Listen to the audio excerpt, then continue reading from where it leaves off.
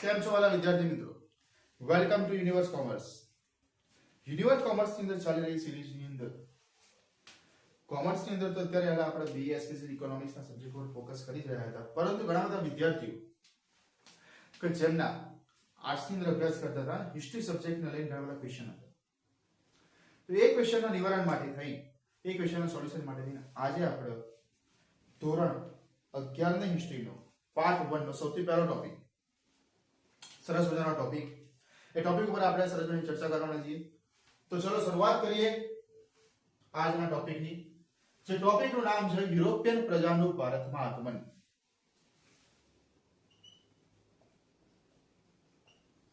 European પ્રજાનું ભારતમાં આગમન. આ ટોપિક ફક્ત આર્ટ્સ સ્ટુડન્ટ માટે નહીં, પરંતુ ગવર્નમેન્ટ ફિલ્ડની અંદર પ્રિપેરેશન કરેલા વિદ્યાર્થીઓ માટે, સામાજિક વિજ્ઞાનની અંદર રસ ધરાવનાર તમામ વ્યક્તિ માટે આ ખૂબ જ સરસ મજાનો ટોપિક છે. ટોપિક ઉપર ચર્ચા કરીએ. તો સૌથી પહેલા વાત કરીએ કે યુરોપિયન પ્રજાનું ભારતની અંદર આગમન. તો એવી કયા કારણોસર યુરોપિયન પ્રજાનું ભારતમાં આવવું પડ્યું અથવા એની જરૂરિયાત પડી, કયા કારણોસર હતા? તો સૌથી પહેલી વાત કરીએ પુનઃ જાગરણ,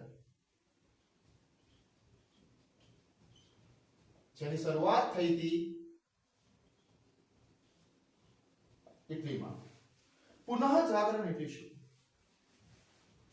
પુનઃ જાગરણ એટલે કે જે સમજણ શક્તિ, જે બુદ્ધિ વિકાસ માણસ પાસે હતો, વ્યક્તિ પાસે હતો, પરંતુ એ સમજણ શક્તિને, એ બુદ્ધિ વિકાસ થોડા સમય માટે જતો રહ્યો અને વ્યક્તિના અંદરથી રિયલાઇઝ થયું કે આ જે થઈ રહ્યું છે ખોટું છે, અને ફરી પાછો સમય આવી ગયો છે જેને કહેવાય છે કમબેક. આપણી અત્યારની લેટેસ્ટ આપણી જે લેંગ્વેજ કરી એની અંદર કહેવાય છે કે વોટ ઇઝ ધ કમબેક, બરાબર છે? તો વ્યક્તિને જ્યારે રિયલાઇઝ થતો હોય, એમ યુરોપિયન પ્રજાને પણ રિયલાઇઝ થી પુનઃ જાગરણ.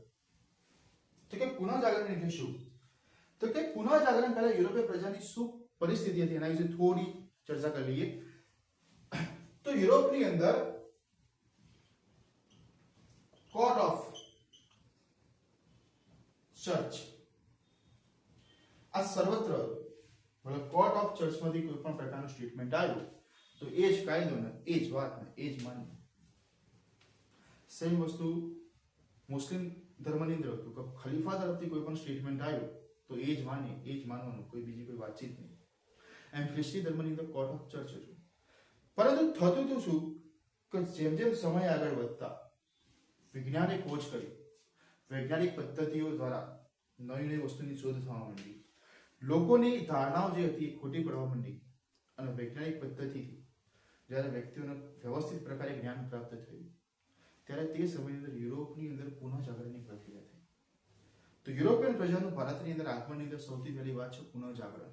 પુનઃ જાગરણ ઉપર જો વાતચીત કરવા જઈએ તો બહુ મોટો અને લાંબો ટોપિક થઈ જતો હોય છે. ક્યાંથી શરૂઆત થઈ, એટલી અંદર શરૂઆત થઈ, પરંતુ એની અંદર કેટલા બધા જે વ્યક્તિઓ ખરા તેનો સમાવેશ થતો હોય છે. ડાર્વિન થઈ ગયા, બેટલિન થઈ ગયા, આ બધાનો સમાવેશ થતો હોય છે.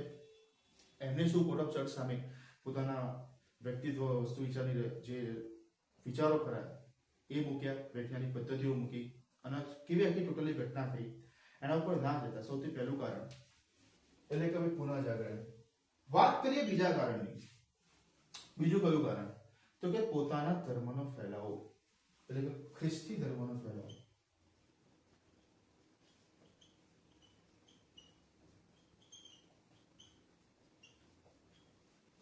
અને ત્રીજી તત્કાલિક કારણ અને મહત્વનું કારણ જરૂરિયાત, નીડ. હું તમને એક વસ્તુ કહી દઉં. મને મારા ઘરેથી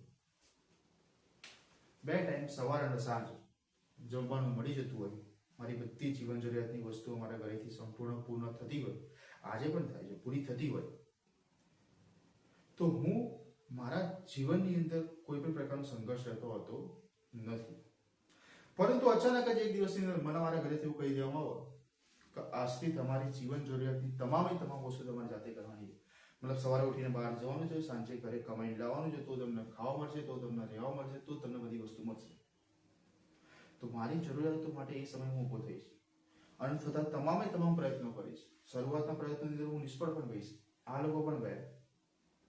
તો વાત કરીએ કઈ જરૂરિયાતો, તો કે આમની જરૂરિયાતો હતી મરી મસાલા. પછી તો કે શણ. ઓકે, આ કઈ રીતે પૂરી થતી હતી? તો કે આ પૂરી થતી હતી ભારતથી પોર્ટુગલ તરફનો એક મધ્ય રસ્તો, જેને ઇસ્તંબુલ કહેતા હતા, જેની રચના ચીન દ્વારા કરવામાં આવી હતી. આ જે રસ્તો ગયો, આ રસ્તા ઉપર અરબો દ્વારા, કયા અરબ લોકો દ્વારા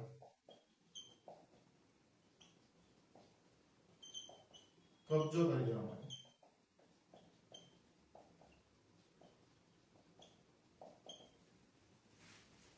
અને એની અંદર એક યુદ્ધ થતું હોય છે, જેને હોલી વોર કહેવાતું હોય છે. આ યુદ્ધની અંદર યુરોપિયન પ્રજાની હાર થતી હોય છે. અરબ લોકો આ રસ્તા ઉપર વિજય પ્રાપ્ત કરી દેતા હોય છે. રસ્તા ઉપર વિજય પ્રાપ્ત કર્યા પછી અરબો યુરોપે સામે ઘણી બધી શરતો મૂકતા હોય છે. અમે તમારા માટે મરી મસાલાનો તમે આપવા તૈયાર છે, પરંતુ તમે અમારા ધર્મનો સ્વીકાર કરો. એવી ઘણી બધી શરતો મૂકતા હોય છે. તકલીફ ત્યાં થતી હોય છે કે અરબોના કબજાની અંદર આ ઇસ્તંબુલ નામની જગ્યા આવી જવાથી યુરોપનો મોટા ભાગનો કંટ્રોલ અરબ લોકોના હાથની અંદર આવી જતો હોય છે. કેમ? તો કે એમની જીવન જરૂરિયાત તમામ વસ્તુ અરબોના હાથમાં આવતી. અરબો ત્યાંથી સપ્લાય બંધ કરી દેશે તો એનાથી શું થશે? તો કે કોઈ પણ ભવિષ્યના યુદ્ધની અંદર, યુદ્ધ દરમિયાન અરબ લોકોને એમ દેખાશે કે અહીંયાથી આપણે હારી રહ્યા છે, તરત શું કરશે? તો કે એ રસ્તા માટેનું જે મરી મસાલાનો સપ્લાય કર્યો અંતિમ સ્પોટ કેવું કરી નાખશે? બંધ કરી નાખશે. એના પછી પણ ઘણા વર્ષો સુધી યુરોપિયન એ વસ્તુ પર નિર્ભર રહ્યા. પરંતુ એક સમય એવો આવ્યો કે ત્યાં યુરોપિયન પ્રજાને એમ થયું કે ભવિષ્યની અંદર આ વસ્તુ પર નિર્ભર રહેવાશે નહીં. અને ત્યારથી ભારત આવવા માટેની શોધખોળની શરૂઆત થતી હોય છે. મારી કોઈ પણ જરૂરિયાત બંધ કરી નાખશે તો હું ક્યાં સુધી ભૂખ્યો તરસો રહીશ? એક સમય તેવો હશે ને કે હું મારા માટે, પોતાની જાત માટે ઉભો થઈશ, લડીશ, ઝઘડીશ, પડીશ, બધું કરીશ, પણ મારી જરૂરિયાતો ધીમે ધીમે પૂરી કરીશ. એમ યુરોપિયન પ્રજાએ ધીમે ધીમે ઊભી થઈ. ઊભી થવાની સાથે જ શરૂઆત થઈ એની પોર્ટુગલથી. પોર્ટુગલના લિસ્બન શહેરથી. તો કે પોર્ટુગલના લિસ્બન શહેરથી પ્રિન્સ હેનરી, જેને હેનરી ધ નેવિગેટર કહેવામાં આવતું, આ વ્યક્તિની મદદ લઈ એક બીજા વ્યક્તિ બાર્થોલોમ્યુસ ડાયર ભારત આવવા માટે નીકળ્યા. હવે સાંભળજો પ્રોબ્લેમ ક્યાં થઈ.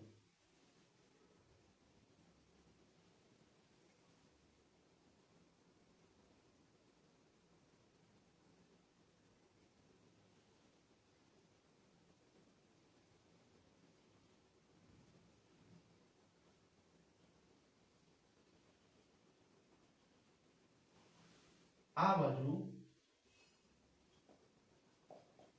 પોર્ટુગલ અને લિસ્બન શહેર, અહીંયાથી બાર્થોલોમ્યુસ ડાયસ નીકળ્યા.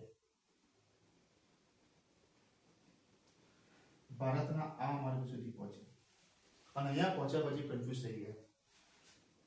એટલે કમ્પ્લીટ અહીંયાથી ભારત નથી દેખાતું, ઘણું બધું દૂર હતું, પરંતુ આ જગ્યા પર પહોંચીને બાર્થોલોમ્યુસ ડાયસ કન્ફ્યુઝ થઈ ગયા કે ના સાઈડ જવું કે આ સાઈડ જવું. અને આ કન્ફ્યુઝનના કારણે બાર્થોલોમ્યુસ ડાયસ અહીંયા આ જગ્યાને કેપ ઓફ ગુડ નામનું બોર્ડ મારી રિટર્ન પાછળ જતા રહેતા હોય. શરૂઆતનો પ્રથમ પ્રયાસ નિષ્ફળ, પરંતુ યુરોપિયન પ્રજા હારે એમાંથી હોતી નહીં. અહીંયા સુધી તો પહોંચી ગયા હતા. એના પછી બીજો વ્યક્તિ કે જેનું નામ કોલંબસ. કોલંબસે શું કર્યું? તો ધ્યાન આપીએ, આ પૃથ્વી ઉપર આ બાજુ યુરોપ છે અને આ બાજુ ભારત છે, એવું ક્રિસ્ટોફર કોલંબસનું માનવાનું હતું. ક્રિસ્ટોફર કોલંબસે માન્યું કે હું આ સાઈડથી આમ કરતા આ બાજુ પહોંચીશ તો હું ક્યાં પહોંચી જઈશ? ભારત. અને આ જ વૈજ્ઞાનિક પદ્ધતિને કારણે એમને એવું વિચાર્યું અને એમને કેવો પ્રકારનું વિજ્ઞાન લગાવ્યું અને એની સાથે ક્રિસ્ટોફર કોલંબસ ભારત આવવા માટે નીકળ્યા. પરંતુ જે જગ્યાની શોધ કરતા હોય છે ત્યાંના લોકો જેમની સ્કિન ખરી એ થોડી રેડ ટાઈપની હોય છે, બરાબર? એમની જે બોડી ખરી, એમની જે સ્કિન ખરી એ પ્રોપર ના વ્હાઇટ ના બ્લેક થોડી રેડ ટાઈપની હોય છે અને એટલે ક્રિસ્ટોફર કોલંબસ ત્યાંના લોકોનું રેડ ઇન્ડિયન પીપલ એવું નામ આપતા હોય છે. સમય જતા એક વ્યક્તિ અમેરિકી વેસ્કુજી એ દ્વીપીય ખંડ ઉપર જતા હોય છે અને ત્યાં જઈ શોધખોળ કરતા હોય છે. પછી એવું નક્કી થતું હોય છે કે આ ભારત નથી, આ એક બીજો દ્વીપખંડ છે, પરંતુ એ દ્વીપખંડની શોધ અમેરિકી વેસ્કુજી કરી હતી, એના ઉપરથી નામ તેનું અમેરિકા પડતું હોય છે. બીજો પ્રયત્ન ક્રિસ્ટોફર કોલંબસનો ફેલ. ત્રીજો વાસ્કો દી ગામા. આયા ભાઈ પોર્ટુગલ અહીંયાથી સુધી તો પહોંચી ગયો. એને વાત કરી કે શું થયું હતું, કે યાર બાર્થોલોમ જોડે વાત કરી કે શું થયું હતું, બરાબર, કે યાર હું પહોંચી તો ગયો પણ લેફ્ટ અને રાઈટ ની અંદર હું કન્ફ્યુઝ થઈ ગયો હતો કે મારે કઈ જગ્યા પર જવું. એટલે વાસ્કો દી ગામા કે ચલો હું નીકળું છું, પણ કે જોજે તો લેફ્ટ અને રાઈટ જવામાં તકલીફ છે. એટલે આ બંને જણાએ ચર્ચા કર્યા પછી વાસ્કો દી ગામા નીકળી ગયો. વાસ્કો દી ગામા નીકળ્યો અને અહીંયા સુધી પહોંચ્યો. હવે અહીંયા સુધી પહોંચ્યા પછી એ થોડી વાર માટે ઉભો રહ્યો કે ચલો ભાઈ લેફ્ટ અને રાઈટ માટેની કન્ફ્યુઝન, થોડી વાર માટેનો બ્રેક લઈ ઉભો. એના બાજુમાં એક દ્વીપ ટાપુ હતો, ત્યાં ઉપર જઈને બેસો. હવે ત્યાં દ્વીપ ટાપુની અંદર એ સમયની અંદર દેહ વેપાર થતો હતો. દેહ વેપાર એટલે કે મનુષ્યના કેટલાક લોકો દ્વારા કેટલાક લોકોને વેચવામાં આવતા હતા. આ દેહ વેપારની અંદર એના બે ગુજરાતી વ્યક્તિ મળતા હોય છે, કાંજી માલમ અને બીજો ઇબ્દન મસૂદ. આ બંને વ્યક્તિઓ આ કેપ ઓફ ગુડ નામની જગ્યા પર હોય છે, ત્યાં વાસ્કો દી ગામાને મળતા હોય છે. બંને જણા ચા પાણી કરતા હોય છે, વાતચીત કરતા હોય છે અને વાસ્કો દી ગામા કહે છે ભારત જવું છે, ભારત જવા માટે રસ્તો નહીં મળતો. એટલે આપણે ત્યાં કહે છે ભારત જવા માટેનો રસ્તો ઉભો રહો, ચલો તમે અમારા જહાજ ઉપર બેસો, તમને ભારત સુધી પહોંચાડી દઈએ. એટલે આ બંને જણા જવાનું હોય છે આ બાજુ ઇન્ડોનેશિયામાં. એટલે ત્યાં સીધે સીધા નીકળી જતા હોય છે અને વચ્ચે રસ્તામાં કહેતા હોય છે કે જો આ જગ્યા પરથી સીધા જતા રહે એટલે તમે ક્યાં પહોંચી જશો, ભારત. અને પ્રથમ સમયની અંદર વાસ્કો દી ગામા ભારતના કાલિકટ બંદર ઉપર, કઈ જગ્યા ઉપર, કાલિકટ બંદર ઉપર ત્યાં પહોંચતા હોય છે. ત્યાં જે રાજાનું રાજ્ય હોય છે, મતલબ જે રાજા રાજ કરતા હોય છે, નામ હોય છે જામરી સાથે વાતચીત કરતા હોય છે, કહેતા હોય છે અમે અહીંના યુરોપમાંથી આવ્યા છીએ, અમારા અહીંના આ બધી વસ્તુ છે, અરબ લોકો અહીંના કબજો કરી નાખ્યો, મરી મસાલાની ત્યાં સખત જરૂર છે, આ રીતના શોધવા માટે આવવું પડ્યું. અમારા પહેલા બે ભાઈઓ નીકળ્યા હતા, પહોંચી નહીં શક્યા અને આવી રીતે બે વ્યક્તિ રસ્તા મળ્યા. જામરી કહેતા બરાબર, વાંધો નહીં, તારે જેટલા મરી મસાલા જોવો છે એટલે તું લઈ જા. એ સમયની અંદર વાસ્કો દી ગામા પોતાના પાસે જે મરી મસાલા ભરીને જહાજ લઈ જતો હોય છે એને યુરોપમાં 60 ગણા પાણીની વેચતો હોય. અને આમ યુરોપના પોર્ટુગીઝો પાસે ભારત આવવા માટેનો રસ્તો અને નકશો હોય છે. માટે ભારતની અંદર પ્રથમ આવનારી પ્રજા કઈ, તો કે ભાઈ પોર્ટુગીઝ. અને અહીંયાથી શરૂઆત થતી હોય છે આધુનિક ભારતની. યુરોપિયન પ્રજાના ભારતની સરજમીન પર પગ મૂકવાથી લઈ પોર્ટુગીઝો, ડચો, ડેનિશ, અંગ્રેજો અને ફ્રેન્ચો, બરાબર, આ તમામે તમામ પ્રજાતિ ભારતની અંદર આવી આમના સંઘર્ષો, ભારતની અંદર ટકી રહેવા માટેના પ્લાસીનું યુદ્ધ, બક્સરનું યુદ્ધ, મીર કાસિમ, મીર જાફર, ચંદ્રને ઘસાયેલ, કાલકોટની ઘટના, એના પછી Karnataka Carnatic war, Mysore war, Maratha war, એટલે અંગ્રેજો સાથેની 3 કર્ણાટકના યુદ્ધ, મૈસૂરના યુદ્ધ, બરાબર, ટીપુ સુલતાન સાથેનું યુદ્ધ, એના પછી તો કે મરાઠા સાથેનો સંઘર્ષ, મરાઠા સાથેના સંઘર્ષ પછી પ્લાસીનું યુદ્ધ, બક્સરનું યુદ્ધ, અને બક્સરના યુદ્ધની પછી 1765 ની અંદર રોબર્ટ ક્લાઇવ દ્વારા આજના આધુનિક ભારતની અંદર એમાં યુરોપિયન પ્રજાની અંદર, બરાબર, જે અંગ્રેજો કરે, અંગ્રેજોનું ભારત પર વર્ચસ્વ છે, એની શાસનની શરૂઆત થઈ ગઈ દ્વિમુખી શાસન પદ્ધતિથી. તો કે દ્વિમુખી શાસન પદ્ધતિ એટલે શું, કે દ્વિમુખી શાસન પદ્ધતિનો મતલબ એવો થાય કે પૈસા તમામે તમામ એટલે કે કર જે ખરો, મતલબ બંગાળની અંદર જેટલો ટેક્સ ઉઘરાવવાની જવાબદારી ખરી એ બધી અંગ્રેજોની, અને બંગાળના લોકોનો વિકાસ કરવાની જવાબદારી તેના નવાબની. મતલબ ટેક્સ બધો ઉઘરાવો છે. મતલબ આજના સમયની અંદર હું પોતે જ હું સરકારને એવું કહું છું કે લોકો પાસેનો ટેક્સ બધો કલેક્શન હું કરીશ, તમને કશું આપીશ નહીં, અને તમારા લોકોનો વિકાસ કરવાનો. સરકાર વિકાસ કઈ જગ્યાથી કરશે?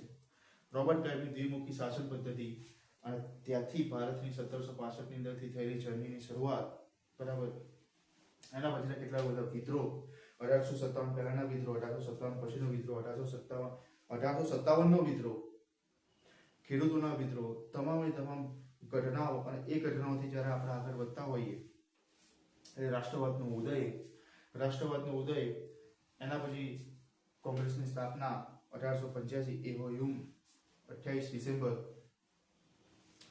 યુપીની અંદર એ પોતે કલેક્ટર પોસ્ટ ઉપર હતા અને ત્યાંથી આઈએનસીની ઇન્ડિયન નેશનલ કોંગ્રેસની સ્થાપના. શરૂઆતના કોંગ્રેસના ફેસની અંદર બે વિચારધારા, ઉદારવાદી વિચારધારાથી ઘણા બધા સમય સુધી સંઘર્ષ કર્યા. સંઘર્ષ પ્રાપ્ત ના થતા પછી ઉગ્રવાદી વિચારધારા ઉપર આવ્યા. ઉગ્રવાદી વિચારધારા, બંને વિચારધારાઓ પછી ગાંધીજીનું આગમન, દક્ષિણ આફ્રિકાની અંદર કરેલા કાર્યો, ભારતની અંદર આગમન, ગાંધીયુગ, ક્રાંતિકારી પ્રવૃત્તિ પછી ગાંધીયુગ બીજાની શરૂઆત, એમાં અસહકાર આંદોલન, સંવિધાન કાનૂન ભંગનું આંદોલન, મીઠાનું આંદોલન, દરેકૂચ, તેવા તમામ ઘટનાઓનો સમાવેશ, નહેરુ રિપોર્ટ, એના પછી તમામ ઘટનાઓ. તો આ રીતે આધુનિક ઇતિહાસના મોસ્ટ ઓફ પોઈન્ટ પૂરા થતા હોય છે. મેં તમારી સાથેની જે ચર્ચા કરી એ મોસ્ટ ઓફ પોઈન્ટ હતા. સૌથી પહેલો પોઈન્ટ, વિદ્યાર્થી મિત્રોની રિક્વેસ્ટ દ્વારા તમામ પોઈન્ટ ઉપર, દરેક પોઈન્ટની ઉપર વિડીયો તમારા માટે મૂકવામાં આવશે. તો આજે હિસ્ટ્રી કરો, જેમાં પ્રોબ્લેમ પડતો હોય છે કે યાદ કઈ રીતે રાખવાનું, સેમ મહત્વનો મુદ્દો એમ હોય છે, એના પર આ વિડીયો બનાવવાની જે જરૂરિયાત થઈ તે કરી હતી.